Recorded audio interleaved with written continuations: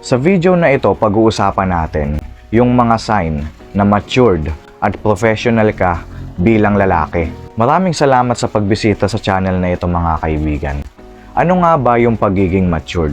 Para sa akin, yung pagiging matured, ito yung ugali mo na kung saan alam mo at ina-apply mo sa buhay mo yung mga bagay na makakatulong sa'yo. Mga bagay na makakatulong para sa growth mo. Ano naman yung pagiging professional? Para sa akin, ito yung tamang pagkilos para hindi ka makaabala or hindi ka makasakit ng iba. Kaya sa video na ito, malalaman mo kung nagiging matured at professional ka na nga talaga.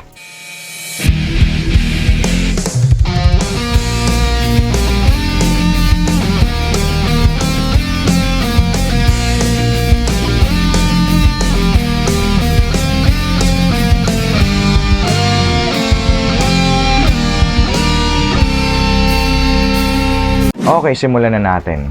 Isa sa mga sign na matured at professional ka bilang lalaki, hindi ka bastos, hindi ka manyak. Aminin man natin o hindi, napakaraming lalaki ang bastos sa kapwa, lalo na sa mga babae, mapa personal or social media man. Lalo na sa social media, ang dami dyan. Maraming lalaki yung kapag nakakita sila ng babaeng type nila, babastusin nila eh. Hi miss, pwede pa kiss? Ang sarap mo! Mga lalaking nagyayaya ng pakikipagtalik sa babaeng hindi naman nila kilala. Napakabastos at napaka-unprofessional na gawain yan. Kung ganyan ka dati at nagbabago ka na ngayon, yung tipong nawawalan ka na ng gana mambastos, kapag nakakita ka ng mga babaeng nagtuthirst trap sa social media, dinededma mo na lang, hinahayaan mo na lang, wala ka ng pakialam. Isa yan sa mga sign na nagmamatured at nagiging professional ka na bilang lalaki. O kaya naman hindi ka talaga ganyan bilang lalaki. Mula pagkabata mo hanggang ngayon na lumalaki ka. Ibig sabihin nito, matured at professional ka nga talaga. Kasi yung pambabasto sa kapwa, pambabasto sa mga babae, hindi yun gawain ng mga professional na tao. Isipin mo to, makakita ka ng isang taong napakaayos manamit talaga. Isipin mo, professional siya, di ba? Kasi ang ganda niya tingnan, ang ayos niya tingnan.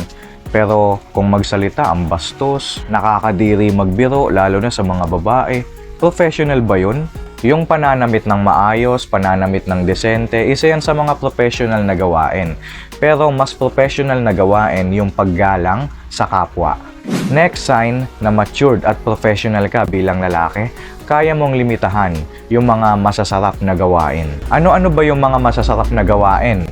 Yung pag-inom, paggala, pagkain ng mga masasarap, yung paggastos ng kung ano-ano, masarap gawin yan, di ba? Pero tandaan mo, lahat ng masarap gawin kapag sumobra, bawal na or masama sa kalusugan. Pero kung ikaw yung tao na kaya mong limitahan yan, may control ka sa sarili mo, may disiplina ka sa katawan, isa yan sa mga sign na matured ka nga talaga bilang lalaki. May mga lalaki kasi na walang control sa katawan. Kahit alam naman nila na bawal sa kanila or alam nila na hindi na maganda sa kalusugan nila kapag sumobra, ginagawa pa rin nila ng ginagawa at hindi na nila naiisip kung anong kapahamakan yung naghihintay sa kanila. At hindi na nila naiisip na nakakasagasa na sila ng ibang tao. Kagaya ng pagsusugal, may paglalaanan itong pera na ito pero gagamitin sa sugal kasi nga lulong na. Hindi makontrol yung katawan. Kagaya rin ng pagkain ng mga hindi masusustansya, napakasarap nga naman yan.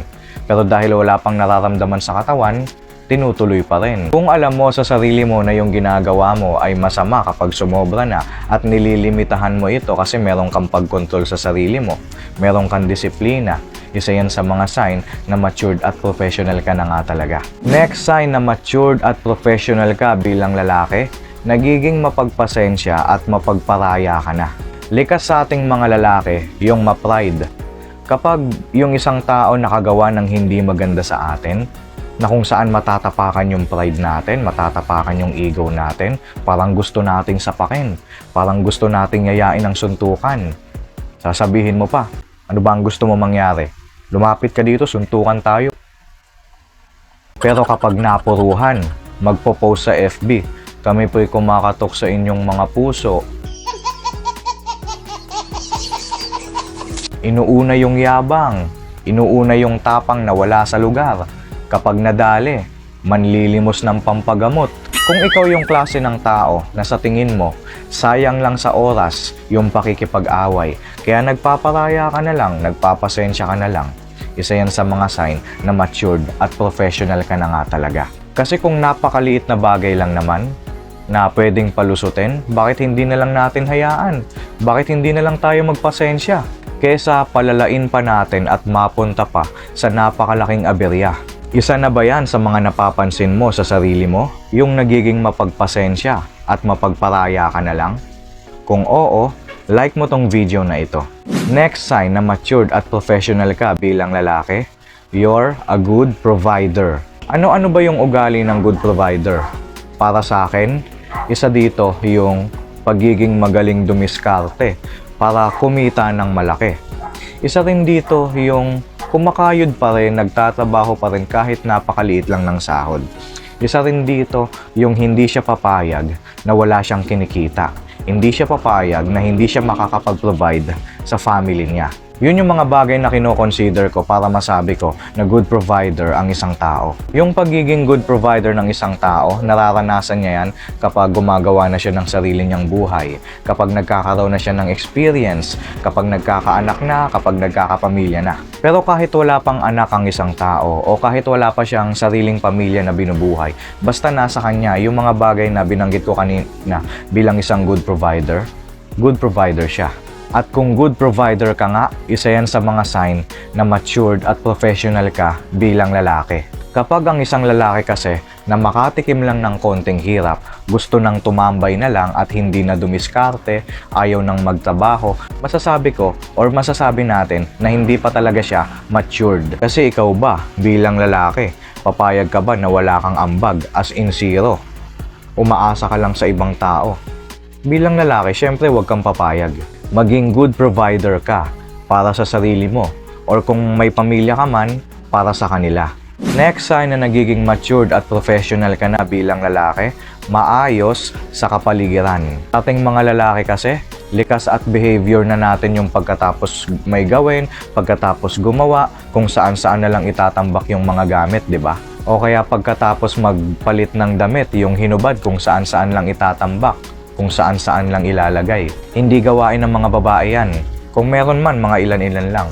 Kasi ang mga gumagawa talaga niyan, tayong mga lalaki. Pero kung nagiging maayos ka na sa paligid mo, nagiging maayos ka na sa mga gamit mo, gusto mo, naka-organize na sila, isa yan sa mga sign na nagiging matured at professional ka na bilang lalaki. Yung tipong naiirita ka na kapag nakakita ka ng kalat sa lugar mo, nangangati yung kamay mo, gusto mong linisin. Ibig sabihin nito, yung kalinisan or yung kaayusan nagiging peace of mind na sa'yo.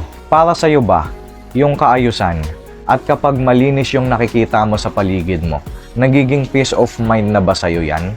Yun bang feeling mo, napaka-relaxing sa pakiramdam? Kung oo, isa yan sa mga sign na nagiging matured ka na nga talaga at professional.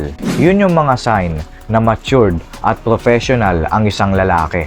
Gusto mo pa bang magdagdag ng mga sign? Pwede kang mag-comment sa baba.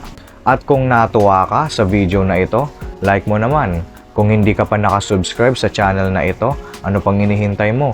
Subscribe to this channel dahil marami pa tayong pag-uusapan na makakatulong sa buhay natin. Dahil sa channel na ito, topic natin dito yung personality development, yung socialization, at yung pag-e-enhance ng communication skills natin. Ngayon, gusto mo bang malaman yung mga bagay na simpleng gawain lang naman, pero professional pala ang datingan yan?